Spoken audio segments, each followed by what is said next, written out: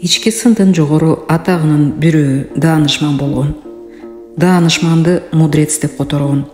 Даанышмандын сынга толуу шарты билги, акылдуу, акылман, бийик деген тепкичтерден ашкан, жөрөлгөлүү маданиятты, салт-сананы жетик билген, өз заманынын алдыңкы билимдеринин өздөштүргөн, эл жашоосуна нуска көрсөтүп турган ички дүйнөсү бай адам болгон. Кыргыз сынчылык тарыхында Манаста даанышман атагын алган Алмамбет өз кезинен чоң окуусун окуган, көптү билген, өз заманынын жаман жакшысын ылгай алган, акыйкат үчүн атасына кол салган баяндар бар.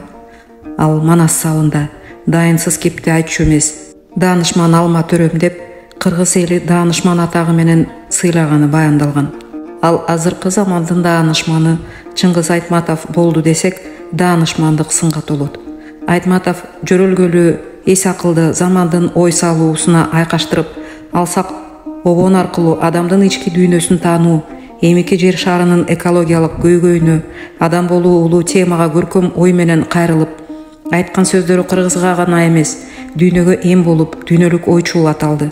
Калыгул айткан сөзү калкынын жүрөгүнө эм болсо, даанышман көркү сөзүндө дегендей, Чыңгыз сөзү менен даанышмандыгын көрсөттү.